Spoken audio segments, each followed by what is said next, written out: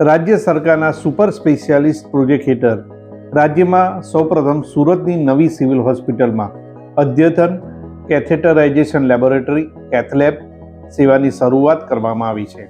નવી સિવિલના ન્યુરોલોજી અને રેડિયોલોજી દ્વારા શરૂ કરાયેલ કેથલેબ હેઠળ માથાથી પગ સુધીની વિવિધ રક્તવાહિનીઓનું નિદાન અને સારવાર કરવામાં આવશે. અંદાજિત ₹12 કરોડના અદ્યતન બાયોપ્લેન મશીન દ્વારા એન્જિયોગ્રાફી, એન્જિયોપ્લાસ્ટી, સ્ટેન્ટિંગ અને પેસમેકર ઇમ્પ્લાન્ટેશન કે જે માટે ખાનગી હોસ્પિટલમાં ₹5 થી 50,000નો શુલ્ક લેવામાં આવે છે. તે સારવાર અહીં નિઃશુલ્ક આપવામાં આવશે.